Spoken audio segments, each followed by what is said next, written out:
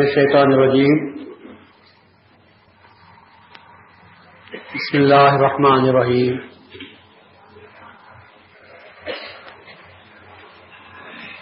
نحمدہ ونصلی علی رسولہ الکریم والمہدی الموعود علیہ الصلاۃ والتسلیم اما بعد وقد قال الله تبارك وتعالى في كلامه القديم والفرقان العظيم أعوذ بالله من الشيطان الرجيم بسم الله الرحمن الرحيم الف لام میم ذلك الكتاب لا ريب فيه هدى للمتقين الذين يؤمنون بالغیب. ارشاد خداوندی ہے الف لام میم، جس کی مراد حضرت مہدی موعود علیہ الصلوۃ والسلام نے فرمائی کہ میں اللہ ہوں، سب سے زیادہ جاننے والا ہوں، میں دیکھتا بھی ہوں اور میں دکھائی بھی دیتا ہوں. ان لوگوں کے لیے جن کو دیکھنے کی، جن کے دلوں میں دیکھنے کی طلب اور تڑپ موجود ہے. ذالک الکتاب لا ریب فیہ،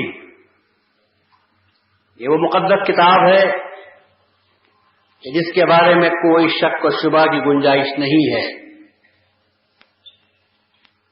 اگر کسی کو شک بھی پیدا ہوتا ہے وہ تحقیق کر لے تو اس کے سارے شکوک دور ہو جائیں گے، اس کے سارے وسوسے ختم ہو جائیں گے،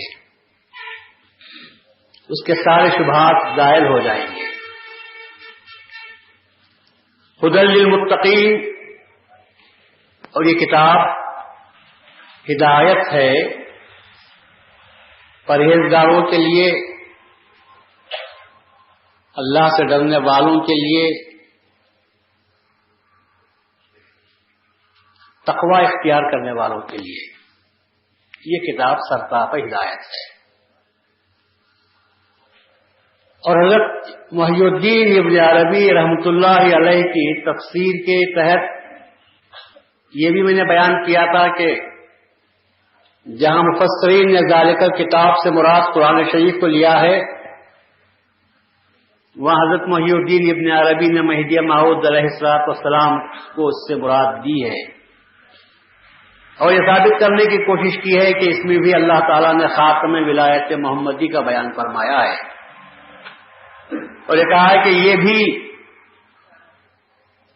ایک ایسی ہستی ہے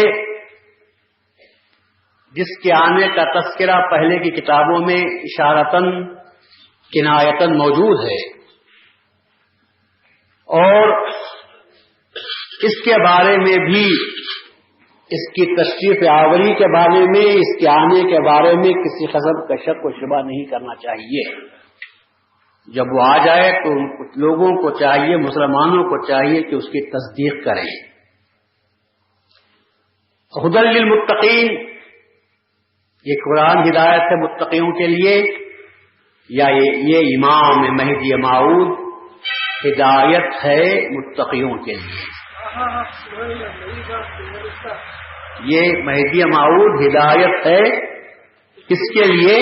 متقیوں کے لیے، پرہیزگاروں کے لیے، اپنے آپ کو انجام بد سے ڈرانے والوں کے لیے، اپنے انجام سے ڈرنے والوں کے لیے، برے انجام سے جو قیامت میں انکار کرنے کی صورت میں پیش ہونے والا ہے، اس سے جو اپنے آپ کو بچا کر رکھنا چاہتے ہیں، ان کے لیے مہدی ہدایت ہوگا، ان کے لیے مہدی ہدایت کرے گا.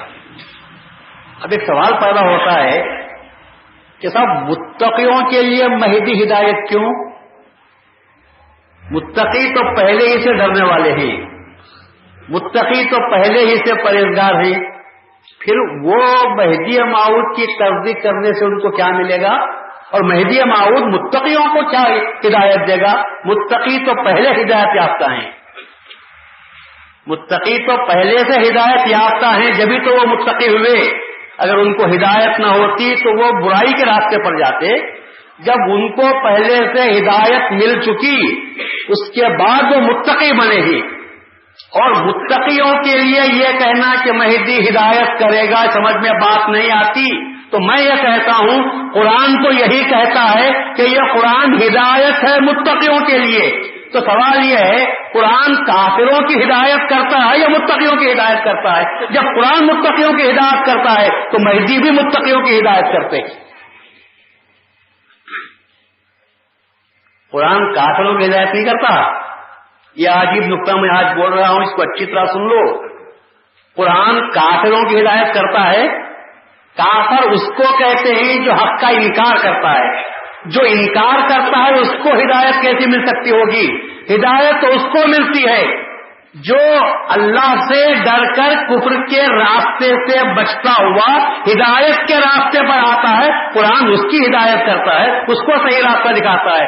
ورنہ کہا ابو جہل کی قرآن نے ہدایت کی، ابو لہب کی قرآن نے ہدایت کی، شیبہ کی قرآن نے ہدایت کی، لبید کی قرآن نے ہدایت کی، عتبہ کی قرآن نے ہدایت کی.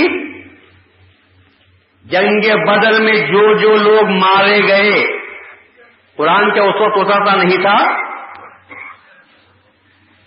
پھر کیوں قرآن نے ان کی ہدایت نہیں کی؟ قرآن تو کہتا ہے کہ میں اس کی ہدایت کرتا ہوں جو متقی ہیں. تم تقوی کی چنگاری پیدا کرو، اس کو شعلہ جبارہ بنانا میرا کام ہوتا ہے. چراغ میں تیل ڈالو، سلگانا قرآن کا کام. چراغ میں پانی لے کر آؤ تو قرآن کہتا ہے کہ میں اس کو سلگا نہیں سکتا. تیل پر ڈال کے آ جاؤ، یہ مانا کہ تم سلگ نہیں سکتے. ایک سلگانے والی ہستی چاہیے تب کہیں کر چراغ سلگتا ہے. تب تیار ہے، تیل بھی ڈال دیا، بتی بھی آپ نے لگا دی. اب یہ شکایت کرتے ہیں کہ سب چراغ تو ہے سلگتا نہیں. تو چراغ کہتا ہے میں خود سے سلگنے کے لیے نہیں ہوں، مجھے کوئی سلگانے والا چاہیے. جب پوری طرح تیار ہو جاتا ہے تب اس کو آگ بتائی جاتی ہے تو وہ سلگنے کے لیے تیار ہوتا ہے. اور اس کے بعد وہ کہتا ہے میں جلتا ہوں دوسروں کو روشنی دکھاتا ہوں. میں جلتا ہوں ضرور اور میں دوسروں کو روشنی دیتا ہوں، دوسروں کو راہ بتاتا ہوں. کن لوگوں کے لیے راہ بتاتا ہوں؟ وہاں بھی شمع یہ کہتی ہے، وہاں بھی چراغ یہ کہتا ہے. اندھوں کے لیے میں کچھ بھی نہیں کر سکتا، بیناؤں کے لیے میں راستہ بتاتا ہوں. جو اندھے ہیں میں ان کو روشنی کہاں سے بتاؤں گا؟ اس لیے کہ ان کے پاس روشنی نہیں. تو معلوم یہ ہوا ایمان کے لیے دو روشنیوں کی ضرورت ہے. ایمان کے لیے دو روشنیوں کی ضرورت ہے. ایک خارجی روشنی چاہیے اور ایک آنکھ کے اندر کی روشنی چاہیے. دو روشنیاں ملتی ہیں تو راستہ دکھائی دیتا ہے. اگر باہر کی روشنی موجود ہے مگر میرے آنکھ کی روشنی جاتی رہی تب بھی اسی کو ہم اندھے کے نام سے یاد کرتے ہیں. وہ کہے گا کہ سب دن ہے، سورج ہے، مجھے کیوں نظر نہیں آتا؟ تو ہم کہتے ہیں خارجی روشنی تو موجود ہے مگر داخلی روشنی جو دیکھنے کی صلاحیت رکھتی ہے جب وہ تجھ میں موجود نہیں تو چیز کہاں سے تجھے نظر آئے گی؟ اسی طرح داخلی روشنی تو موجود ہے لیکن خارجی روشنی موجود نہیں تب بھی کچھ نظر نہیں آتا. اس وقت میں ہم سب دیکھنے والے ہیں لیکن اگر لائٹ آف ہو جائے، اندھیرا ہو جائے تو ہم کو بازو کا آدمی بھی نظر نہیں آتا. آپ کہو کہ میری روشنی تیز ہے، میری بینائی اچھی ہے، مجھے کیوں نظر نہیں آتا؟ تو کہتے ہیں کہ داخلی روشنی تو موجود ہے لیکن خارجی روشنی موجود نہیں، اس لیے تجھے نظر نہیں آتا. دو روشنیاں ملتے ہیں تو راستہ دکھائی دیتا ہے. اسی لیے مہدی موعود نے فرمایا برائے فہمید نمان یہ قرآن نور ایمان بسط. قرآن کو سمجھنے کے لیے نور ایمان کا ہونا ضروری ہے. جب تک ایمان کا نور نہیں ہوتا قرآن کو سمجھ میں نہیں آتا. قرآن ان کو ہدایت کرتا ہے جن کے دل میں پہلے سے ہدایت موجود ہے. اگر آپ ہدایت کے راستے پر آنا چاہتے ہیں تو قرآن ہدایت کرنے کے لیے تیار ہے. اگر آپ آنکھ بند کر کے جانا چاہتے ہیں، آپ آنکھ بند کر کے جانا چاہتے ہیں تو قرآن ان کو ہدایت کرنے کے لیے تیار نہیں. قرآن کو کہتا ہے کہ آنکھیں کھولو، ظاہری راستہ دیکھنے کے لیے ظاہری آنکھ کی ضرورت ہوتی ہے اور باطنی راستہ دیکھنے کے لیے دل کی آنکھ کو ضرورت ہوتی ہے. جب تک دل کی آنکھ نہیں کھلتی باطن کا راستہ نہیں ملتا. اور اللہ یہ کہتا ہے کہ والذین جاہدوا فینا لنہدینہم سبلنا، جو لوگ ہمارے راستے میں جہاد کرتے ہیں ہم ان کو اپنے راستے دکھا دیتے ہیں، ہم ان کو سبیل دیتے ہیں، ہمارے راستوں کے راستے دکھاتے ہیں، ہم ہدایت کرتے ہیں کہ تم تڑپو مت، تم ترسو مت. جب تم ہمارے راستے میں جہاد کرنے کے لیے نکلے ہو، ہمارے راستے میں نہیں، ہماری ذات کو حاصل کرنے کے لیے جب تم محنت کرتے ہو، تم کوشاں ہو، تم اپنے آپ پر مصیبت ڈال رہے ہو، تو پھر ایسی صورت میں ہم ان لوگوں کو یوں ہی نہیں چھوڑیں گے بلکہ ہم ان کو راستے دکھاتے ہیں کہ ہمارے پاس آنے کا راستہ کیا ہے.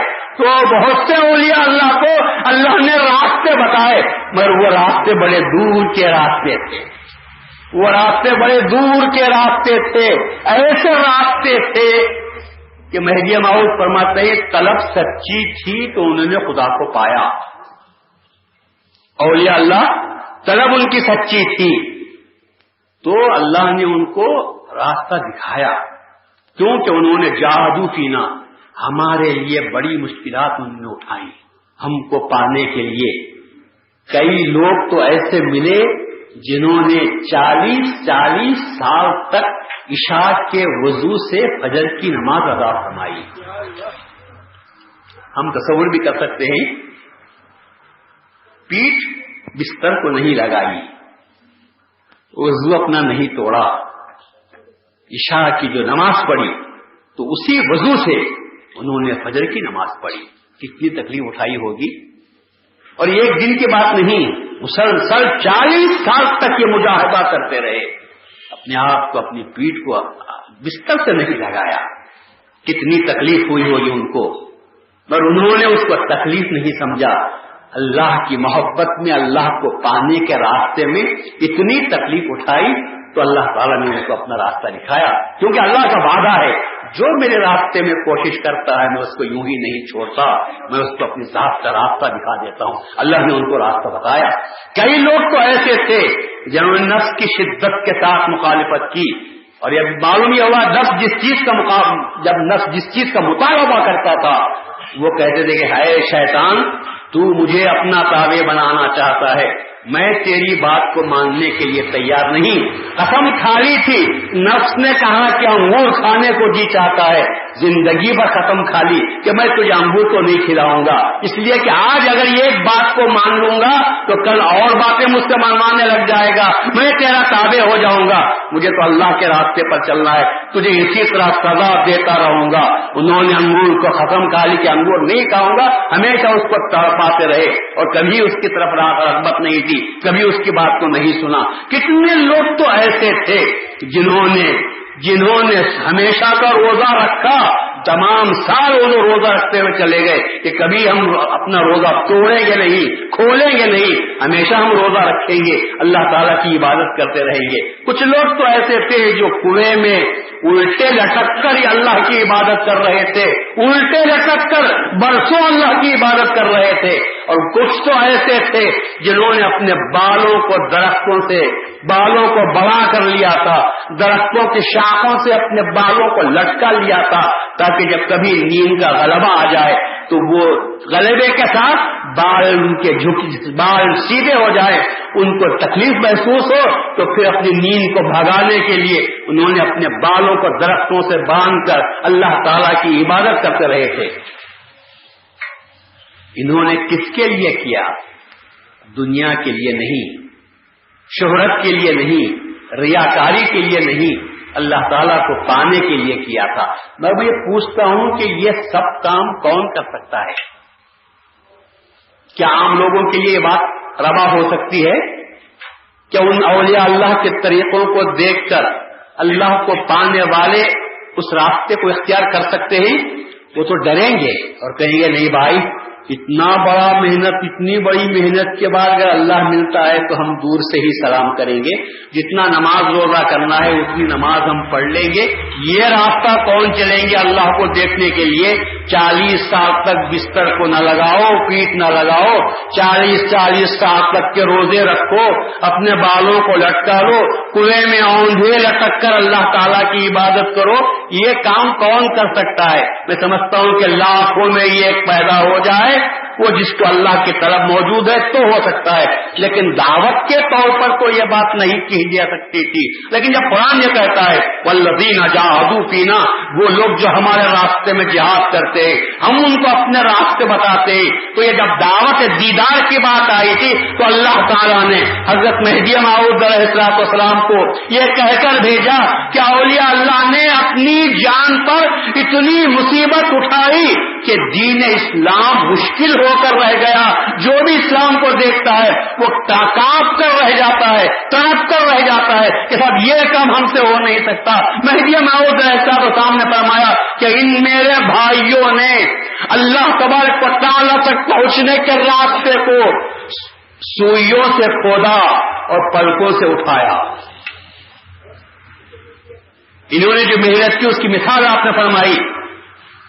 क्या आप इस मैं जहां बैठा हुआ हूं यहां से लेकर गेट तक का रास्ता सुई से खोदकर पलकों से उठाकर रास्ता बना सकते हैं? सिर्फ इतना 4 कदम का फासला सुई से खोदेंगे, कब पलकों से उठाएंगे तो कब हमको यह रास्ता तय हो सकेगा, कब यह रास्ता हमारा बन सकेगा।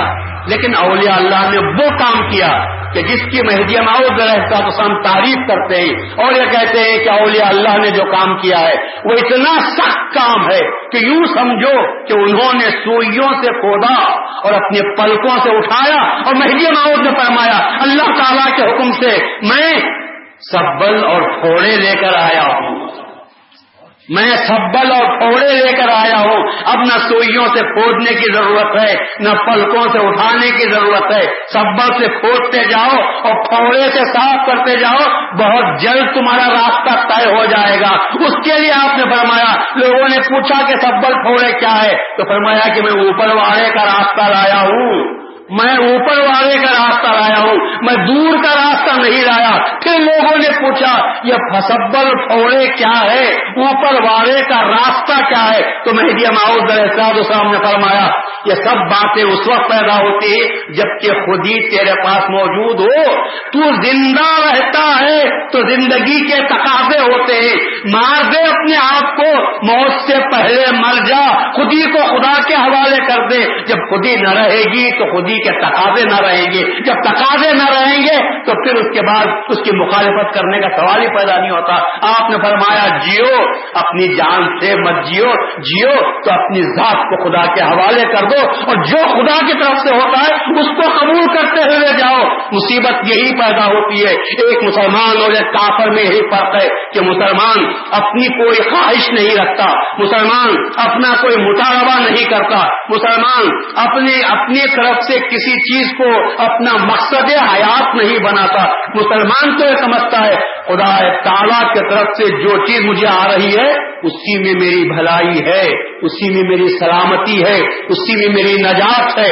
हम जो आज मुसीबत में हैं, हम जो आज मुसीबत में हैं, यहां बैठे हुए जितने हजरात हैं, कौन है जो ये दावा कर सकता है कि मुझे टेंशन नहीं है?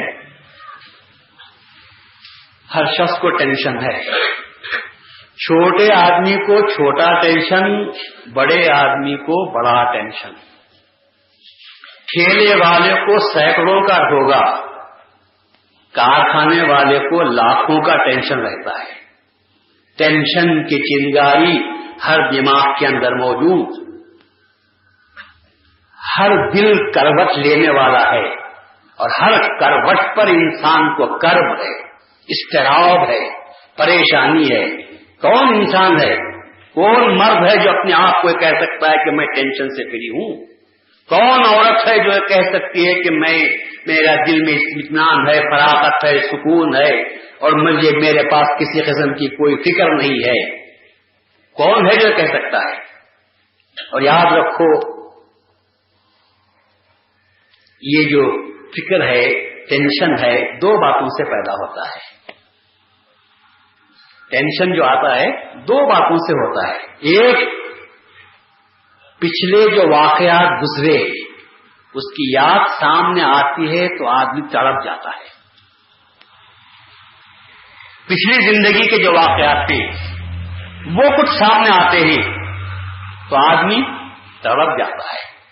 کہتا ہے صاحب اچانک وہ بات یاد آ گئی, میں رات کو سو نہ سکا, بستر پر کروٹ بدلتا رہا.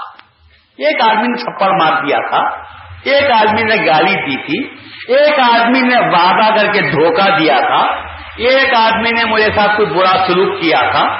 پتہ نہیں کیا کیا ہمارے ساتھ کون کون کر دیتا ہے. اور جب وہ پرانی یاد سامنے آ جاتی ہے تو آدمی کی زندگی عذاب والی زندگی بن جاتی ہے. آدمی کھو جاتا ہے اسی خیالہ میں, اسی واقعے کو نظر کے سامنے لاتا ہے اور اسی کو یاد کرتا رہتا ہے کہ اس شخص نے میرے ساتھ ایسا کیا تھا اور میں اس کو اب چھوڑوں گا نہیں, میں کروں گا تو کیا کروں گا. آئندہ کے لیے پھر سوچنے لگتا ہے کہ مجھے کیا کرنا چاہیے. اور اگر کچھ اس کا بگاڑ نہیں سکتا, دل تو اس کا رنجیدہ ہوتا ہے, دل تو اس کا ملول ہوتا ہے. تو یہ ہماری پچھلی زندگی کے کچھ واقعات ناخوشگوار واقعات ہیں جو انسان کے سامنے آ کر انسان کو فکر میں مبتلا کر دیتے ہیں. انسان اس کو بھولنے نہیں پاتا, بار بار رہ کر وہ واقعہ انسان کے سامنے آتا ہے اور انسان اس کی وجہ سے ٹینشن کا شکار ہو جاتا ہے. ایک بات تو صحیح ہے, اور دوسری بات یہ ہے کہ آئندہ کا غم انسان کو ستاتا ہے. میں آج تو ٹھیک جا رہا ہوں, کل میرا کیا ہوگا. بیوی سوچتی ہے یہ ہیں تو ٹھیک ہے, خدا نخواستہ یہ اٹھ جائیں تو میرا کیا ہوگا. اور خود انسان یہ سوچتا ہے میں ہوں تو گاڑی چل رہی ہے, میرے بعد کیا بچے اسی طرح کام کر سکیں گے. میں برداشت کر رہا ہوں, میں حالات کا مقابلہ کر رہا ہوں, میں کسی طرح لوگوں کے دشمنیوں کا مقابلہ کرتا ہوں. تجربہ ہوا ہے, جوتیاں میں نے سیدھی کی, ٹھوکریں میں نے کھائی ہے, کسی طرح آج میں سنبھل کر چل رہا ہوں. لیکن یہ میرے بچے جو اللہ ہیں, انسمجھ ہیں, یہ بچے کیا حقیقت میں ہماری جگہ پر بیٹھنے کے قابل ہو جائیں گے؟ کیا یہ ہمارے کاروبار کو لے کر آگے چلیں گے؟ یہ جو فکر پیدا ہو جاتی ہے پھر آدمی کی نیند حرام ہوتی ہے کہ صاحب ہمارا معاملہ تو ہو چکا, لیکن ہماری اولاد کا کیا ہوگا, ان کے لیے کیا ہو سکے گا, کیا بچے اتفاق سے رہیں گے یا ان میں پھوٹ پڑ جائے گی. بیوی جب بیوہ ہوگی یہ اپنی ماں کو دیکھیں گے یا شادیوں کے بعد اپنی اپنی بیویوں کے یہ بھی ہو جائیں گے تو اس وقت میں ان کی ماں کیا کرے گی. یا مختلف افکار ہیں جو ایک انسان کو پریشان کرتے. تو معلوم یہ ہوا ٹینشن کی جڑ دو چیز ہے, ایک تو ماضی کا یاد کر لینا, ماضی کا یاد کر لینا, گزشتہ واقعات کو یاد کر لینا, اور دوسرا یہ کہ آئندہ کے غم کو سامنے رکھ لینا, آئندہ کا اندیشہ سامنے رکھ لینا. یہ دو چیزیں ہیں جو انسان کو آرے کی طرح کاٹتے چلے جاتے ہیں اور آدمی کی زندگی اس کے حوالے ہو جاتی ہے. اب انسان کو آج انسان اگر متلاشی ہے کسی چیز کا, آج انسان کو کسی چیز کی ضرورت ہے تو کس چیز کی ضرورت ہے؟ ہم پہلے کہتے تھے کہ پیسہ نہیں ہے. کیا آج ہمارے ہاتھوں میں پیسہ نہیں کھیل رہا ہے؟ پہلے کے زمانے میں 3 روپئے 7 روپئے تنخواہ ٹیچر کی تھی, 7 روپئے تنخواہ تھی, اس میں جس کی زندگی کٹتی تھی. آج 7,000 بھی ہیں تو پھر آج بھی ہائے موجود ہے. پہلے میں سمجھتا ہوں کہ سنیما کی ٹکٹ چارانے کے لیے لینے کے لیے بھی لوگوں کے پاس پیسے نہیں تھے. آج 8 سے 10 روپئے بھی ہو جائے تو آدمی بلاک میں لینے کے لیے تیار ہے. آج لاٹری میں آدمی کتنے پیسے دینے کے لیے تیار ہے, کتنے لاٹری کے ٹکٹ لوگ خرید لیتا ہے, 25 روپے 50 روپے کے, اس امید پر کہ شاید کبھی میری لک لگ جائے. تو آنے واحد میں سویا تھا غریب, اٹھ گیا تو لکھپتی, تو سب مالدار بن جاؤں گا. آج ہر ایک کے ہاتھ میں روپیہ پیسہ کھیل رہا ہے. تو آج پیسے کی کسی کے پاس ہوس نہ رہی, آج پیسہ ہر ایک کے پاس موجود ہے. اور جب پیسہ موجود ہے تو انسان کو سکون ملنا چاہیے تھا, لیکن پیسہ جتنا بڑھ رہا ہے بے سکونی اتنی بڑھ رہی ہے. آج آدمی چاہتا ہے کہ یہ پیسہ نہ رہے, میرے دل کو سکون ہو جائے, یہ ٹینشن میرا ختم ہو جائے. لیکن عجیب بات ہم دیکھ رہے ہیں کہ آج وسائل بڑھ رہے ہیں, ذرائع بڑھ رہے ہیں, آمدنیاں اچھی ہو رہی ہے, لیکن اس کے ساتھ ساتھ ٹینشن بھی ہمارا بڑھ رہا ہے. پہلے علاج ہوتا نہیں تھا, سر میں درد ہوتا تھا تو لوگ پان کو چونا لگا کر لگاتے تھے, کن پٹی کو, درد غائب ہوتا تھا. پہلے درد ہوتا تھا تو ایک پتا ملتا ہے, باریک کسولی کا پتا جسے کہتے ہیں, سر کو لپیٹ کر سو جاتے تھے, پسینہ نکلتا تھا, سر کا درد غائب ہو جاتا تھا. آج مختلف قسم کی گولیاں نکل گئی ہیں, دواؤں کے ڈاکٹروں کے پاس جاتے ہیں تو مختلف قسم کی دوا موجود ہے, پھر بھی ٹینشن ہر جگہ موجود ہے. تو معلوم یہ ہوا کہ یہ ٹینشن کیوں, یہ سکون ہمارا کیوں غارت ہو کر رہ گیا, یہ بے اطمینانی کی کیفیت کیوں ہوئی ہے. اور ساری دنیا, وہ دنیا جس کو ہم مغربی دنیا کے نام سے بھی یاد کرتے ہیں, وہاں بھی بینکنگ کا سسٹم ہے, لون پر لون مل رہا ہے, لاکھوں کروڑ روپے کھیل رہے ہیں, لیکن کیا ان کو بھی سکون نصیب ہے؟ ان کے پاس بھی سکون نہیں, غریبوں کے پاس بھی سکون نہیں, مالداروں کے پاس بھی سکون نہیں, طاقتور لوگوں کے پاس بھی سکون نہیں, کمزور طبقے کے پاس بھی سکون نہیں. یہ سب کا سکون کیوں غارت ہو گیا ہے؟ اس کا سبب یہی ہے کہ یا تو ماضی کی یاد کبھی آ جاتی ہے تو آدمی کا دماغ الٹ کر رہ جاتا ہے, یا کبھی آئندہ کی فکر شروع ہو جاتی ہے تو آدمی سونے کے قابل نہیں رہتا, سوچتا سوچتا نیند کوسوں دور بھاگ جاتی ہے, اور کبھی آدھا گھنٹہ لگ گیا تو لگ گیا, نیند لگ گئی تو لگ گئی, ورنہ نیند غائب ہو جاتی ہے. معلوم یہ ہوا کہ آج ساری دنیا اگر تلاش کو کر رہی ہے تو ایک دولت کی تلاش کر رہی ہے. اس دولت کا نام ہے اطمینان قلب, اس دولت کا نام ہے دل کا سکون. دل کے سکون کے لیے آدمی کوشش کر رہا ہے, لیکن طریقہ غلط اختیار کیا. انسان دل کے سکون کے لیے کہتا ہے کہ صاحب دولت اگر مل جائے, پیسہ آ جائے تو سب میرے کلفتیں دور ہو جائیں گی. لیکن نادان کو معلوم نہیں کہ پیسہ آتا ہے تو اپنے ساتھ ٹینشنوں کو زیادہ لاتا ہے. یہ بات غلط ہے کہ پیسے سے ہر چیز خریدی جا سکتی ہے. یہ بات غلط ہے کہ پیسے سے ہر چیز خریدی جا سکتی ہے. پیسے سے دوا لے سکتے ہیں, صحت نصیب ہو سکتی ہے, ہیلپ مل سکتی ہے آپ کو, کیونکہ جو گولی ڈاکٹر نے لکھی وہ گولی ہمیشہ کام نہیں دیتی. کام دیتی ہے لیکن جب خدا کی طرف سے قضا کا وقت آ جاتا ہے وہی گولی کھاتے ہیں, لیکن وہ گولی کام نہیں کرتی. تو معلوم یہ ہوا کہ پیسے خرچ کر کے پلوٹونیم کا انجیکشن بھی آپ لے سکتے ہیں, لیکن جب قضا آ جاتی ہے تو کینیڈی کو وہ انجیکشن بھی کام نہیں کر سکا اور وہ دنیا سے فوراً چلا گیا. تو پیسے سے گولیاں, دوائیں اعلیٰ قسم کی, اعلیٰ قیمت کی خریدی جا سکتی ہے, لیکن صحت کو خریدا نہیں جا سکتا. پیسوں سے بڑی بڑی کتابوں کو خریدا جا سکتا ہے, علم کو خریدا نہیں جا سکتا. کتابیں بڑی بڑی رکھو لیکن دماغ ٹھیک طور پر نہ ہو تو کیا کتاب کے رکھنے سے علم انسان کو نصیب ہو جاتا ہے؟ ہر کتاب کا پڑھنے والا یاد رکھو عالم نہیں بن جاتا. کتاب کو پڑھنے کے بعد کتاب کی پڑھائی کو گننا بھی پڑتا ہے. پڑھنا اور چیز ہے, گننا اور چیز ہے. تو وہ گننا اگر نہ آیا تو کتاب کا پڑھنا طوطے کی رٹنے کی طرح ہو جائے گا کہ طوطا کو رٹا دو تو وہ رٹتا ہوا چلا جائے گا. حافظ آدمی بن سکتا ہے, قرآن کا عالم بن نہیں سکتا. وہ 30 پارے پا کر سنا دے گا لیکن مطلب پوچھو تو کہے گا کہ سب میں عالم نہیں ہوں. تو معلوم یہ ہوا کہ ہم حافظ کو لے سکتے ہیں پر عالم سے علم کو حاصل نہیں کر سکتے, اس لیے کہ پیسے سے علم کو خریدا نہیں جا سکتا, کتابوں کو خریدا جا سکتا ہے. کہ پیسے کے ذریعے سے فوم کا بستر خریدا جا سکتا ہے, نیند کو خریدا نہیں جا سکتا. اعلیٰ درجے کا فوم کا بستر ہے کہ آدمی پڑ جائے اس پر تو نیچے دھستا ہوا چلا جائے, بڑا آرام دہ ہے. لیکن اگر دل میں چنگاریاں پڑ رہی ہیں تو نیند کہاں سے آتی؟ کانٹوں کا بستر معلوم ہوتا ہے. اور اطمینان قلب نصیب ہو جائے, قسم خدا کی کانٹوں پر بھی سو جائے تو آدمی کو نیند آ جاتی ہے.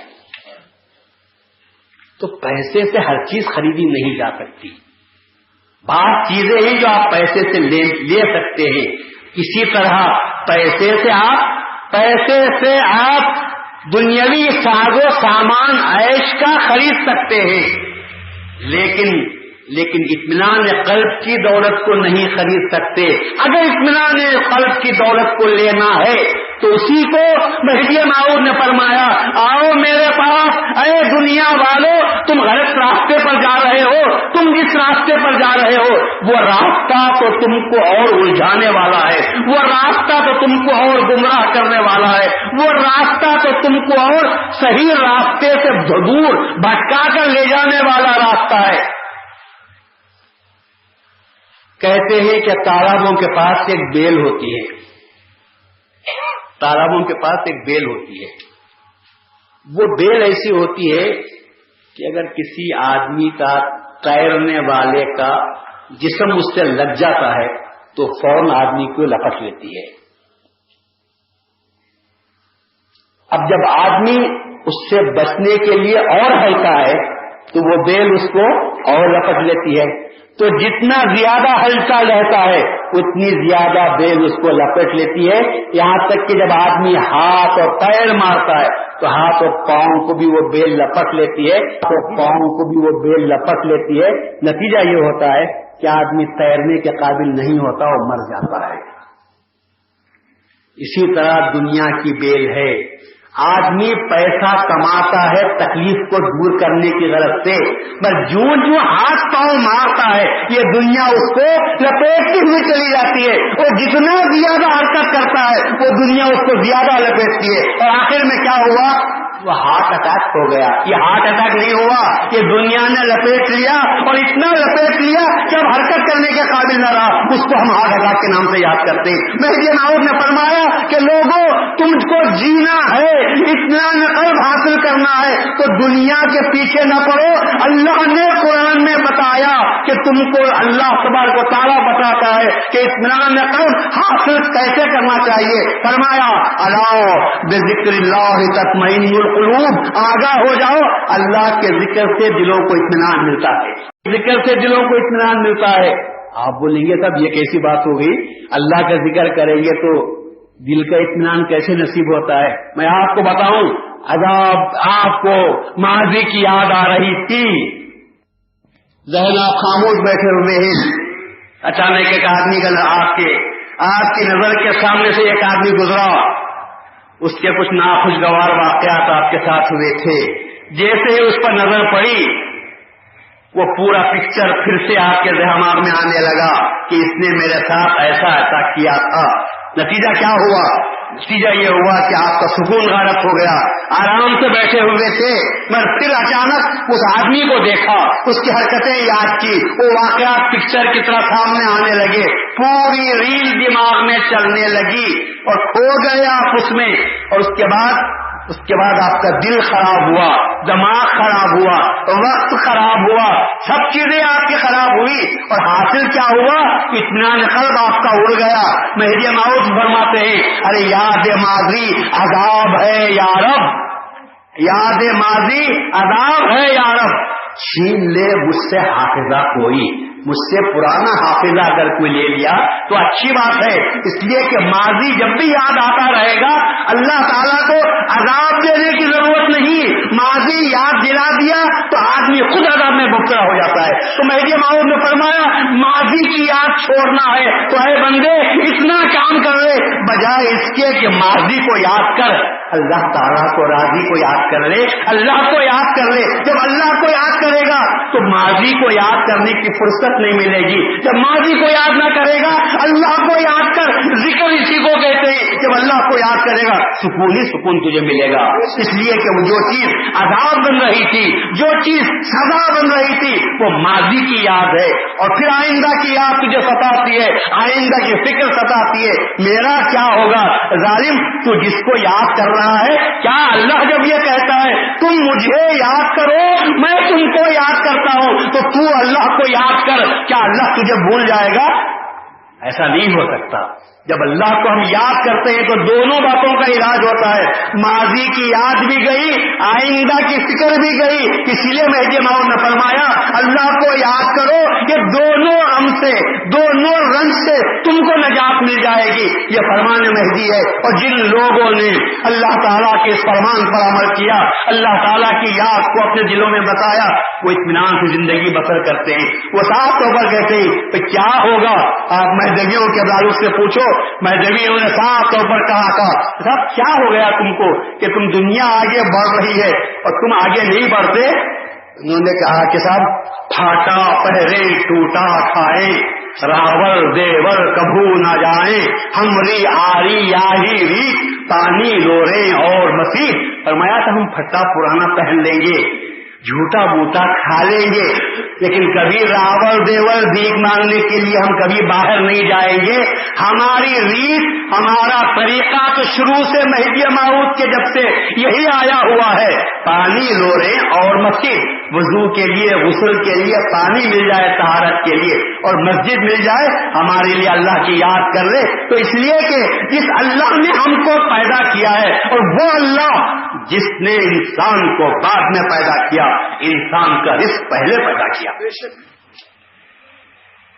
ماں کی چھاتی میں پہلے دودھ آتا ہے، اس کے بعد دنیا میں بچہ پیدا ہوتا ہے. تو وہ مالک جو بچہ پیدا ہونے سے پہلے اس کے ماں کے پاس سینے میں جو اس کے رزق کا انتظام کرتا ہے، اور تم کو دنیا میں لانے کے بعد تمہارے رزق کا انتظام نہیں کرے گا. یہ تمہاری بھول ہے، یہ تمہاری غلطی ہے. اسی لیے رسول اللہ نے فرمایا کہ تم رزق کو طلب مت کرو، رزاق کو طلب کرو، اس لیے کہ رزق تم کو ڈھونڈتا ہے. یاد رکھو دو چیزیں تمہاری ڈھونڈ میں رہتی ہیں، دو چیزیں تمہاری تلاش میں رہتی ہیں، دو چیزوں کو تمہاری فکر رہتی ہے. ایک رزق کو فکر رہتی ہے کہ کب میں اس کے منہ میں جاؤں، اور ایک موت کو فکر ہوتی ہے کہ کب میں سکوں. دو چیزوں کو تم کو ڈھونڈتے ہوئے جانے کی ضرورت نہیں، دو چیزیں ہماری طاقت میں لگی ہوئی ہیں. گھر میں کھانا پکاتے ہیں کہ سب آج مرغی تلو کھائیں گے، گھر میں کھانے کے لیے انتظار میں دسترخوان بچھا کر بیٹھتے ہیں. اچانک کچھ ایسی بات ہوتی ہے کہ ہم وہ کھانا کھا نہیں سکتے، دوست آ کر پکارتا ہے، اس کے لیے باہر جانا پڑتا ہے اور ہوٹل میں کھانا پڑتا ہے، دستر پر کھانا انتظار کرتا رہتا ہے. معلوم یہ ہوا کہ وہ رزق تھا جو تم کو یہاں سے اٹھا کر لے گیا، جو تمہارا رزق نہیں تھا وہ تم کھا نہیں سکتے تھے. تو انسان کو رزق اس کے پیچھے رہتا ہے. اس لیے رسول اللہ نے فرمایا اطلب الرزاق ولا تطلب الرزق فإن الرزق يطلبك. ارے رزاق کو طلب کرو، رزق کو طلب مت کرو. رزق تمہاری تلاش میں تم کو ڈھونڈتا ہوا آتا ہے. موت تمہاری تلاش میں رہتی ہے. آدمی کو جہاں ختم ہونا ہوتا ہے، کسی نہ کسی بہانے آدمی اس مقام پر پہنچ جاتا ہے. لوگ منع بھی کرتے ہیں جیسا مت جاؤ، پر وہ کہتا ہے کہ نہیں میرا جانا ضروری ہے. وہ اس کی زبان سے خود نکلتا ہے کہ میرا جانا وہاں ضروری ہے، اور جاتا ہے وہاں بھی نہیں پہنچتا. اور جس وقت میں جس مقام پر اس کا انتقال کا ہوتا ہے، ایکسیڈنٹ ہونا رہتا ہے، وہی آدمی ختم ہوتا ہے. گئے تو تھے شادی میں کھانے کے لیے، کھانا کھایا، گھر واپس نہیں آ سکے، ایکسیڈنٹ ہو گیا، انتقال ہو گیا. کیا ہم خبریں نہیں سنتے؟ تو کون ہے جو موت کو ڈھونڈتے ہوئے جاتا ہے؟ موت ڈھونڈ کر اس کو آتی ہے اور اس کا اپنا نشانہ جو ہوتا ہے اس کو پکڑ لیتی ہے. تو مہدی موعود علیہ السلام نے فرمایا، یہاں بھی مہدی نے فرمایا کہ تم اس موت کی کیا فکر کرتے ہو جو سب کو آنے والی ہے، جانوروں کو بھی آتی ہے، تم کو بھی آتی ہے. کیا تم اشرف المخلوقات ہو کر، موت بھی ایک مخلوق ہے، موت بھی ایک مخلوق ہے، اور تم اشرف المخلوقات ہو تو تم سے نیچے درجے کی چیز تم کو مار دے اور تم اس کا شکار ہو جاؤ؟ مہدی موعود نے فرمایا کہ نہیں، تم اشرف المخلوقات ہو، موت سے بھی تم بڑے ہو. تو کام ایسا کرو کہ موت کو بھی آنکھیں دکھا کر کہہ دو کہ تو مجھے کیا مارے گی، میں اپنی زندگی میں خود مر جاتا ہوں، میں اپنی زندگی میں خود مر جاتا ہوں. اور پھر جب تو مجھے مارنے کے لیے آئے گی تو کہے گی میں اسے کیا مروں، یہ پہلے سے مرا ہوا ہے. تو موت کو بھی ہم نے ہرا دیا. مہدی موعود نے تعلیم دی. رسول اللہ صلی اللہ علیہ وسلم نے جو فرمایا تھا موتو قبل ان تموتو، اے لوگوں مرنے سے پہلے مر جاؤ. حاسبو قبل ان تحاسبو، اللہ تمہارا حساب لے، فرشتے تمہارا حساب لیں؟ ارے فرشتے کب حساب لیں گے جبکہ ہمارے تیار نہ ہو چوپڑے، ہمارا رجسٹر تیار نہ ہو تو حساب لیں گے. ہم نے پہلے سے حساب تیار کر رکھا ہے تو فرشتے دیکھیں گے تو یہ تو میرے سے پہلے حساب کر کے تیار رکھا ہے، اس کے حساب مجھے کیا چیک کرنا ہوگا، تو حساب چیک نہیں کرتے. عمر فاروق نے فرمایا حاسبو قبل ان تحاسبو، قیامت کے دن تمہارا حساب ہو اس سے پہلے تم خود اپنا حساب کرو. روزانہ سوتے وقت میں کیا تم اپنا حساب نہیں کر سکتے؟ صبح سے اب تک میں نے کتنے جھوٹ بولے، کتنی وعدہ خلافی کی، کس کے ساتھ میں نے دھوکہ دیا، کس کے میں نے روپیے پیسے کھائے، کس کے ساتھ میں نے کیا کیا، نیکیاں کتنی کی. دونوں الگ الگ کھانے بناؤ تو تم کو پتا چلے گا کہ صاحب میں نے گناہ بہت کیے ہیں، نیکیاں کم کی. اور کوشش کرو کہ نہیں آئندہ دن ایسا آئے گا کہ نیکیاں زیادہ کروں گا اور برائیاں کم کروں گا. ایک مہینہ محنت کرو، قسم خدا کی تمہارے دفتر ایسا پاک ہوگا، نیکیاں زیادہ ہوں گی اور برائیاں کم ہوتی جائیں گی. بشرطے کہ تمہارے سامنے فرد جرم آ جائے. وہ ایف آئی آر بعد میں لکھے گا، تو پہلے ایف آئی آر تم خود پہلا اپنا تیار کر لو، اپنا آپ تیار کر لو. اس لیے کہ پولیس میں جو ایف آئی آر تیار کرتی ہے، جو چیز اس کی نظر میں آتی ہے، کمپلینٹ ہوتا ہے تو وہ ایف آئی آر تیار کرتی ہے. لیکن میرے دل میں کیا ہے اس کو میں بہتر جانتا ہوں، پولیس بھی اس کو نہیں جانتی. تو معلوم یہ ہوا کہ اگر تم اپنا حساب آپ کرو گے تو اس سے زیادہ فرد جرم ہمارے پاس پیدا ہوتا ہے، ہمارے پاس پیدا ہوتا ہے. اللہ تعالیٰ نے فرشتوں کو حکم دیا ہے کہ بندہ جو نیکی کا ارادہ کرتا ہے تو لکھ لینا چاہیے. نیکی کا ارادہ بھی کر لے تو اس کو نیکی کے خانے میں لکھ لو. اور بائے فرشتے سے کہا کہ جب ارادہ برائی کا کرے تو لکھو مت، برائی کا ارادہ کرے تو لکھو مت، برائی کا کام کرے تو مت لکھو. ٹھہرو، توبہ کر لے تو اسے بھی بیٹھ دو. اگر برائی کرنے کے بعد اس کے زبان سے بات نکلی کہ میں نے غلط کام کیا، اے اللہ مجھ سے غلطی ہوئی، میں توبہ کرتا ہوں، شیطان کے مار میں آیا تھا، مجھے یہ کام نہیں کرنا چاہیے. اگر اس کے ساتھ ہی توبہ کر لی تو خدا کہتا ہے کہ نہیں، اس کو بھی نہیں لکھنا چاہیے، اس کو بھی بیچ دینا چاہیے. اتنی ساری سہولت ملنے کے بعد بھی کیا آدمی برائی کی طرف قدم اٹھا سکتا ہے؟ جب اللہ تعالیٰ نے اتنی سہولت آپ کو دی ہے تو کیا برائی کے راستے پر ہم جا سکتے ہیں؟ بشرطے کہ نگاہ کے سامنے وہی کہتا ہوں، اگر اللہ یاد آئے تو یہ بات ہونی چاہیے. ہمارے سارے گناہوں کو اللہ تعالیٰ بخشنے کے لیے تیار ہے، صرف یہ چاہتا ہے کہ تم میرے دربار میں جھکتے ہوئے آؤ، میرے دربار میں روتے ہوئے آؤ. صفتے دل کے ساتھ تم دو آنسو نکالو، پھر دیکھو کہ تمہارے گناہوں کے دفتر کو میں جلانے کے لیے تیار ہوں. میں نہیں جلاتا، وہ تمہارے آنکھ سے ٹپکے ہوئے آنسو، ان میں اللہ نے وہ حرارت رکھی ہے، وہ گرمی رکھی ہے کہ سارے دفتر کو جلانے کے لیے تیار ہے. تو حضرت مہدی موعود علیہ السلام سے کسی نے پوچھا کہ صاحب یہ دو آنسو نکلنے سے زندگی بھر کے گناہ کیسے چلے جائیں گے؟ مہدی موعود نے فرمایا گاڑیوں کی روئی کو جلانے کے لیے گاڑیوں کے انگارے کی ضرورت نہیں پڑتی.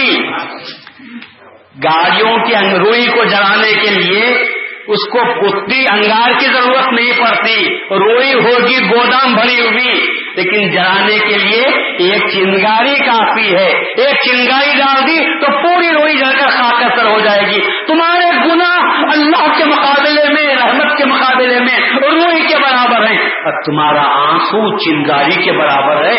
آنسو بہا کے دیکھو، سچے دل کے ساتھ وہ جو گرم آنسو بہتے وہ تمہارے گالوں پر نہیں بہتے، وہ تمہارے گناہوں پر بہ جاتے ہیں. اور جب گناہوں پر بہتے ہیں تو اس آنسو میں اللہ نے اتنی طاقت رکھی ہے کہ تمہارے گناہوں کو جلا کر خاکستر کر دیں گے اور تمہارا دفتر پاک آئینے کی طرح پاک ہو جائے گا. جب اللہ نے اتنی سہولت رکھی ہے تو کیا پھر بھی انسان اپنے آپ کو خدا سے غافل کر سکتا ہے؟ اسی لیے مہدی موعود علیہ السلام نے فرمایا کہ اطمینان قلب کو حاصل کرنے والی دنیا آج تو کس راستے پر جا رہی ہے؟ تو نے جو راستہ اطمینان قلب کو حاصل کرنے کے لیے اختیار کیا ہے، وہ راستے میں تجھے اور مصیبتیں تیرے سامنے آنے والی ہیں، تیرے دل میں اور زیادہ ٹینشن پیدا ہونے والا ہے، تیرے دماغ میں اور چنگاریاں بھری جا رہی ہیں، تو سارا سامان وہ اختیار کر رہا ہے۔ اگر تو اطمینان قلب حقیقت میں حاصل کرنا چاہتا ہے تو اس کا علاج اگر ہے تو صرف قرآن شریف میں، جو اللہ کا کلام ہے، جس نے انسان کو پیدا کیا، انسان کے ٹینشنوں کو پیدا کیا، ٹینشنوں کا علاج پیدا کیا ہے، وہ اللہ کہتا ہے الا بذکر اللہ تطمئن القلوب، آگاہ ہو جاؤ، اللہ تعالیٰ کے ذکر میں سے تمہارے دلوں کو اطمینان نصیب ہوتا ہے۔ حضرت ثانی مہدی رضی اللہ تعالیٰ عنہ نماز پڑھ رہے ہیں، ثانی مہدی رضی اللہ تعالیٰ عنہ نماز پڑھ رہے ہیں، آپ کا ایک چھوٹا بچہ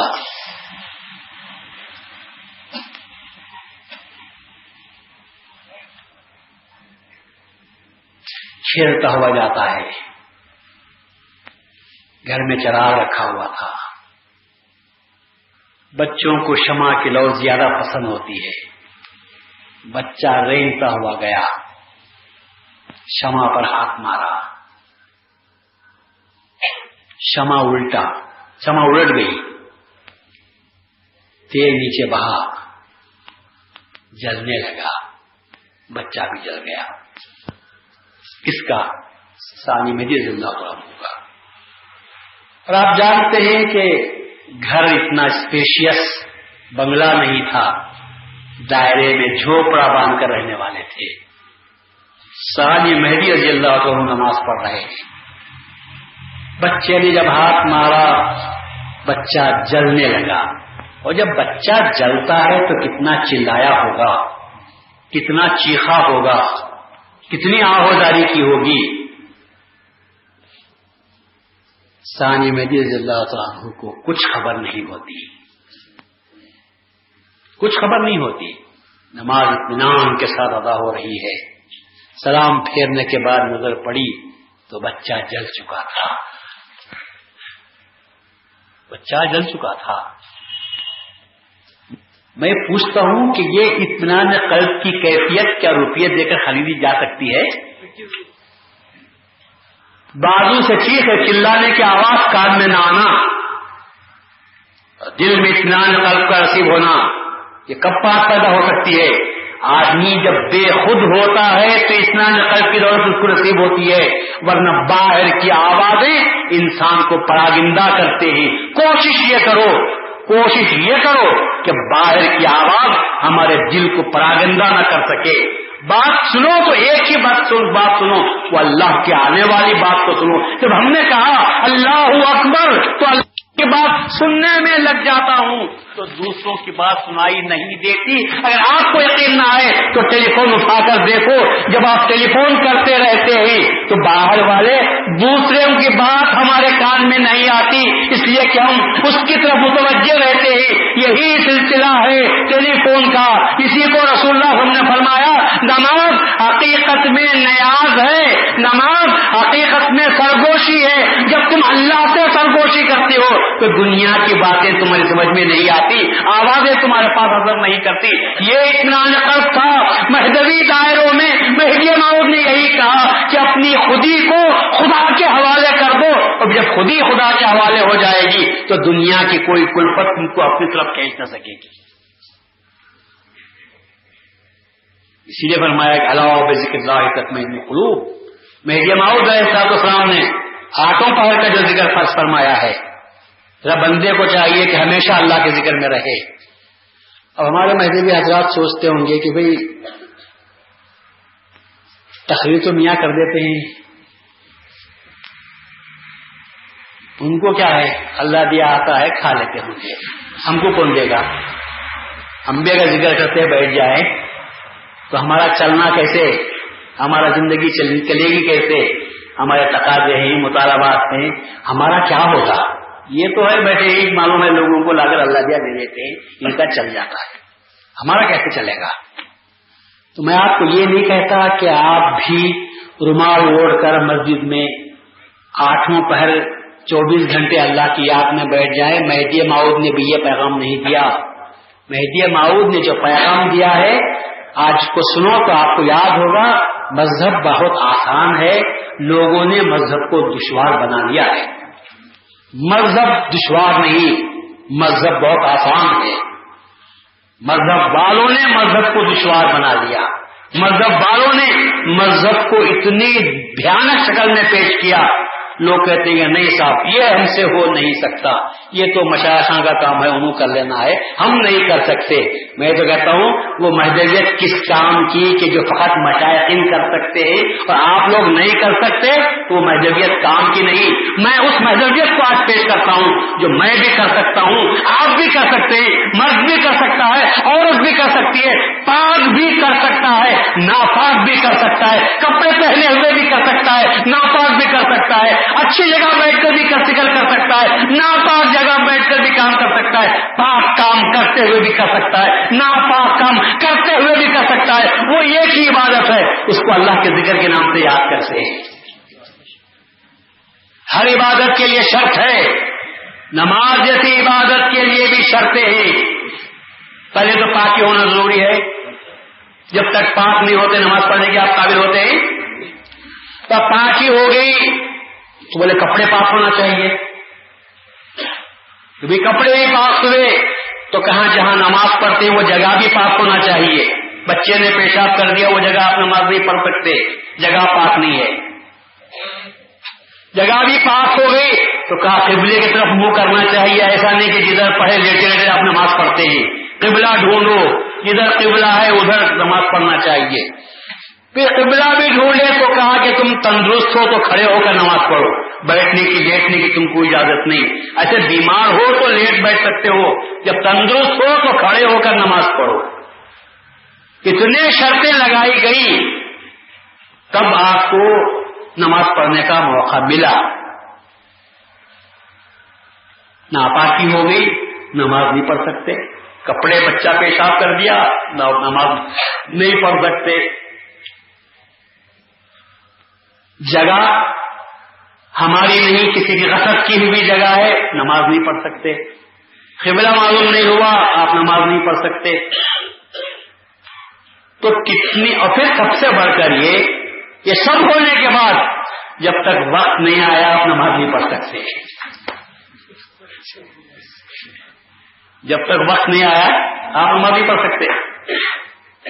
کیا پہلے سے ایسا ہو سکتا ہے کہ صاحب 10 بجے آفس کو جانا ہے تو ٹائم ملا ہے 2 4 5 نمازیں ایڈوانس میں پڑھ دیں گے, اچھا 5 نمازیں ہے پڑھ دیا بھائی, ایڈوانس میں رکھ دیا. ایڈوانس میں رکھ سکتے ہیں آپ نہیں. خدا کہتا ہے کہ نہیں, ان الصلاۃ کانت علی المؤمنین کتابا موقوتا, نماز کو ہم وقت پر فرض کیے. وقت آیا کوئی نماز پڑھنا چاہیے. نماز وقت سے پہلے نماز نہیں پڑھ سکتے, ایڈوانس رکھنے کا طریقہ ہمارے پاس نہیں ہے.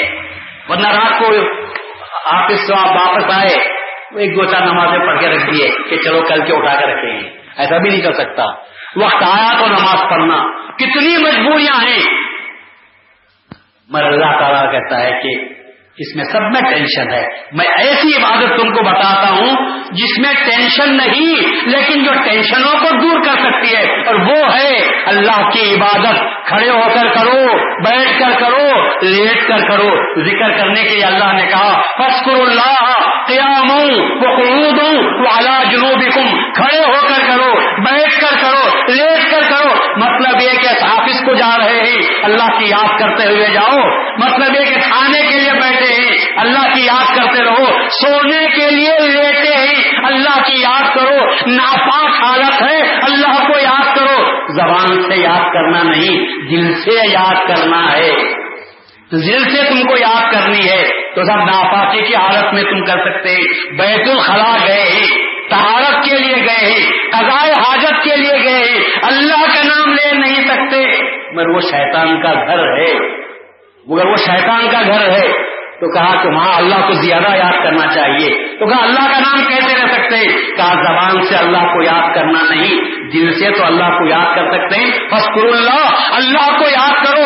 سانس کے آتے جاتے وقت میں ہوٹ کو بند رکھو, زبان کو بند رکھو, دل سے اللہ کو یاد کرتے چلو تو اللہ تعالیٰ شیطان کے مکائد سے, شیطان کے فریب سے بچاتا ہے. کتنی عورتیں ہیں جو اپنے بیت الخلا کو یا حمام کو جاتے ہیں ننگے سر جانے کا قانون ہو گیا ہے، ننگے سر گھروں میں رہتے ہیں. یہ سب کیا ہوا؟ تو کہتے ہیں کہ شیطان آ گیا، گھومنے لگی ہے، پریشانی ہوئی ہے.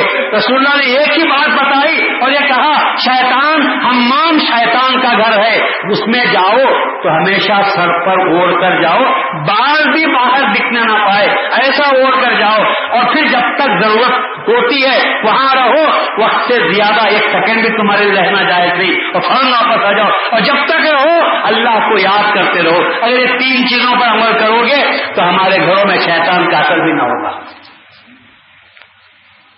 آج کتنے ہمارے مہذبی ہیں جو مندروں دیولوں کو بھی جاتے ہیں، اللہ کو یاد کرنے والے، اللہ کو یاد کرنے والے، کیا شیطان ان پر غالب ہو سکتا ہے؟ لوگ مجھے پوچھتے ہیں کہ میاں کبھی آپ شیطان کو دیکھے؟ میں روز دیکھتا رہتا ہوں، روز میں دیکھتا ہی رہتا ہوں. قسم قسم کے ہیں، کالے ہیں، گورے ہیں، ٹیڑے ہیں، اونچے ہیں، لمبے ہیں، گڈے ہیں، سب شیطان ہی دیکھتے رہتے ہیں. بولے وہ کہ ہم کو نظر نہیں آتا. بولا اللہ رسول اللہ نے فرمایا ہر وہ چیز جو تجھے اللہ سے غافل کرنے والی ہے وہی شیطان ہے. تو خدا کی یاد سے خدا کو بھول کر جو لوگ غلط کام کرتے ہیں وہ شیطان نہیں تو اور کیا ہو سکتے ہیں؟ شیطان کو دیکھنا کوئی بڑی بات نہیں، شیطان کو دیکھنا کوئی بڑی بات نہیں. اللہ کی یاد سے جو غافل ہو جاتا ہے وہ اس وقت میں شیطان بن جاتا ہے. اور یہ تو آپ کو معلوم ہے، آپ کو معلوم ہے کہ جو آدمی جیسا رہتا ہے اس کے ساتھ جاتا ہے. ایک نمازی اگر بمبئی کو گیا تو دریافت کرتا ہے یہاں مسجد کہاں ہے، نماز کے وقت ہوا تو فوراً پوچھتا ہے یہاں مسجد کہاں ہے. ایک بیپاری جاتا ہے پھر مارکیٹ کہاں ہے. ایک دوسرا آدمی گیا وہ پوچھتا ہے کہ وہ کہاں ہے. تو جیسی ضرورت ہے ویسا پوچھتا ہے.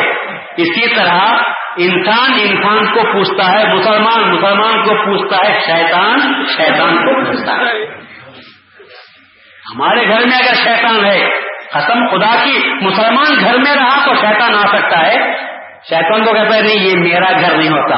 جب گھر میں شیطان رہتا ہے تو شیطان کہتا ہے میرا بھائی رہتا ہے، مجھے اس گھر میں جانا چاہیے. اور رسول اللہ فرماتے ہیں جس گھر میں نماز ادا نہیں ہوتی وہ شیطان کا گھر ہے. اپنے گھروں کو شیطان کا مرکز نہ بناؤ، اپنی نمازوں کے ذریعے سے اللہ کا گھر بناؤ. اللہ کی رحمت نازل ہوتی ہے. تو جس گھر میں اللہ کی نماز پڑھی جاتی ہے اس گھر میں شیطان کا گزر نہیں ہو سکتا. اور آگے بڑھو. جس دل میں اللہ کی یاد آتی ہے کیا اس دل میں شیطان کا گزر بھی ہو سکتا ہے؟ اللہ اس میں اعظم ہے، اس میں اعظم ہے. وہ اس میں جلانے کی اللہ نے صفت رکھی ہے. جب شیطان وہاں سے گزرتا ہے اس میں اعظم ہے تو شیطان کے پر جل جاتے ہیں، اس میں قدم تک نہیں رکھ سکتا. اس لیے میری ماؤں نے فرمایا آٹوں پہ ذکر کرو، راستے سے جا رہے ہو ذکر کرو، سڑک پر بیٹھے ہوئے ہو ریل میں تم کو اللہ کی یاد کرنی چاہیے. آفس کا کام کرتے ہو تو ذکر کے معنی کیا ہے معلوم آپ کو؟ آفس کا کام کرتے ہو تو جھوٹی بل نہ بناؤ اور یہ سوچو اللہ کے پاس حساب ہونے والا ہے. کیا اللہ کو یاد کرنا نہیں ہوا؟ اگر ڈاکٹر نسخہ لکھ رہا ہے، معمولی چارانے کی دوا ہے، بڑی بنا کر بہت اسے میگنیفائی کر کر کہتا ہے یہ تو بڑا سخت مرض ہے، آپ کو 1 مہینہ علاج کرنا ہوگا، اور الٹی دوائیں دے کر اس کی عمر لمبی کرتا ہوا جاتا ہے کہ یہ خدا کو جواب دینا نہیں ہے. ایک لائر جھوٹا کیس لے کر لڑتا ہے، کیا یہ اللہ کو یاد کرنے کے بعد بھولنے کے برابر نہیں ہے؟ مطلب یہ کہ آپ زندگی کے کسی پیشے میں ہو، دھندا کر رہے ہیں، ترازو ہاتھ میں پکڑے ہوئے ہیں، اس وقت میں اگر اللہ کی آیت کو یاد کرو وہ فل کا اذا تم، جب تم تولو ناپو تو صحیح ناپو، اس میں کمی نہ کرو. اللہ یہ فرماتا ہے جب اللہ کو آپ نے ترازو پکڑ کر یاد کیا تو سمجھو اللہ کو آپ نے یاد کر لیا. اسی کو ذکر اللہ کے نام سے یاد کرتے. اسی لیے میں کہتا ہوں تم جس پیشے میں رہتے ہو رہو، اللہ کو یاد کرو، اللہ کے احکام کو یاد کرو. خدا کے احکام کے تحت اگر تمہاری زندگی بسر ہو جائے اللہ کو یاد کرنا ہوگا. جب اللہ کو یاد کرو گے تو اللہ تعالیٰ تمہارے دلوں کو اطمینان عطا فرمائے گا. یہ کوئی مشکل کام نہیں ہے. رومال اوڑھ کر 24 گھنٹے مسجد میں بیٹھنا مشکل کام ہے، وہ نہیں ہو سکتا. لیکن بھاگ رہے ہیں تو کسی کو آگے ٹانگ دے کر گرانے کا خیال پیدا ہوا تو وہ خیال جو ہے وہ شیطانی خیال ہے. اس وقت میں سوچو کسی کو تکلیف مت دو. لا تؤذوا المؤمنین، اللہ کہتا ہے کسی مومن کو ایذا پہنچانا جائز نہیں. یہ کام مجھے نہیں کرنا چاہیے. اللہ کو یاد کرنے کے بعد برابر ہوگی. ہمیشہ اپنے آپ کو اللہ تعالیٰ کے حکم کے تحت رکھنے کی کوشش کرو. ہماری زندگی منور ہو جاتی ہے، ہماری زندگی قرآنی زندگی بن جاتی ہے. اور جب اس طرح ہماری زندگی پاک ہوتی ہے تو یہ سمجھو کہ جس میں اطمینان قلب کی دولت نصیب ہوتی ہے تو یوں اتنا یاد کرتے جاؤ تو اس وقت میں اللہ تبارک و تعالیٰ کہتا ہے کہ تم مجھے زیادہ یاد کرو تو میں تمہارے سامنے ہو جاتا ہوں. اسی کو اللہ کے دیدار کے نام سے یاد کرتے ہیں. تو حضرت مہدی موعود علیہ السلام نے انسان کی زندگی کو منور کرنے کے لیے، انسان کے قلب و دماغ کو روشن کرنے کے لیے جو نسخہ تجویز کیا ہے وہ اللہ تعالیٰ کے ذکر کا ہے. اللہ کو یاد کرنے کی بات ہے. چھوٹی چھوٹی باتوں میں ہم اللہ تعالیٰ کو یاد کر سکتے ہیں. چھوٹی باتوں میں ہم اللہ کو یاد کر سکتے ہیں کہ جب اللہ تعالیٰ اس سے منع کیا ہے ہم کو یہ کام نہیں کرنا چاہیے. کیا اس سے بڑھ کر ذکر اللہ کی اور کوئی بات ہو سکتی ہے؟ ذکر اللہ کے معنی یہ نہیں کہ میں مسجد میں تو بیٹھا ہوا ہوں، میں مسجد میں بیٹھا ہوا ہوں، وہ بھی صف پر، وہ بھی قبلہ رو، اور نماز اور وقت بھی ہے عصر مغرب کے درمیان کا، میں اللہ کی یاد میں بیٹھا ہوا ہوں. ایسے میں کسی موٹے موٹے بوٹ والے کی بھاری بھرکم آواز آئی اور میں نے اپنے دل میں سوچا کہ کوئی موٹا آسامی آیا ہے، 100-200 روپئے دے کر جائے گا. میں جیسا فرماتے ہیں وہ پکا دنیا دار ہے، وہ فقیر نہیں ہے، وہ ذاکر نہیں ہے. کیونکہ بیٹھا تو اللہ کی یاد میں ہے پر فکر اس کی دنیا کی طرف جا رہی ہے. تو آپ کو فرمایا کہ وہ فقیر نہیں ہے، وہ ذاکر نہیں ہے، اللہ کی ذکر کرنے والا نہیں ہے، بلکہ وہ مردار ہے، دنیا کی فکر میں لگا ہوا ہے. تو پتا چلا کہ ذکر کا تعلق قلب سے ہے، ذکر کا تعلق انسان کے ذہن سے ہے. جب آدمی اللہ کی طرف رغبت کرتا ہے زیادہ اور دنیا کا خیال نہ کرتا ہے اسی کو ذکر اللہ کے نام سے یاد کرتے ہیں. اور یہ ہمارے لیے آسان بات ہے. فقط جسمانی اعتبار سے، شکل و شباہت کے اعتبار سے، نشست کے اعتبار سے مسجد میں رہنے والے کو ذاکر کے نام سے یاد نہیں کرتے. دیکھو یہ کہ اس کا دل کیا کہتا ہے. مسلمان کی تاریخ تو قرآن میں بیان کی گئی ہے، لا تأسوا على ما فاتكم ولا تفرحوا على ما آتاكم. جو چیز چلی گئی اس کا رنج نہ کرو، جو چیز آنے والی ہے اس پر خوشی کا اظہار مت کرو. اسی کو ایمان کے نام سے یاد کرتے ہیں، اسی کو میں بے خودی کے نام سے یاد کرتا ہوں. یہ انسان میں بات ہونی چاہیے کہ دنیا کے واقعات ہمارے دل کو متاثر نہیں کر سکتے. دنیا کے واقعات بدلتے ہوں تو بدل جائیں لیکن ہمارا دل مضبوط چٹان کی طرح اپنے مقام پر باقی رہے. خدا پر جو ہمارا ایمان ہے وہ برابر باقی رہے. دنیا کی کوئی آنے والی آفت ہمارے دل کو چکنا چور نہیں کر سکتی. دنیا کی کوئی خوشی جسے دنیا خوشی کے نام سے یاد کرتی ہے ہم کو بے ہوش نہیں کر سکتی، ہمارے دل کو اوپر اچھال کر مدہوش نہیں کر سکتی. ہم تو اللہ کے یاد کرنے والے ہوتے ہیں اور اللہ کو یاد کرنے والا ہمیشہ الحمدللہ کہتا ہے اور یہ سمجھتا ہے کہ اللہ جو کرتا ہے وہ ہمارے لیے اچھا کرتا ہے. اس لیے میں یہ موعود علیہ السلام نے فرمایا ذکر اللہ کی پابندی کرو. جب تک تم اللہ تعالیٰ کو یاد کرو گے، چلتے پھرتے اٹھتے بیٹھتے پیستے پکاتے نہاتے دھوتے ہر وقت تم اللہ کو یاد کرتے رہو تو اللہ تعالیٰ تمہارے دل کو مضبوطی عطا کرے گا اور یہ مضبوطی دنیا میں بھی ساتھ آئے گی اور آخرت میں بھی ساتھ آئے گی. دعا کو ربنا تقبل منا انک انت السمیع العلیم.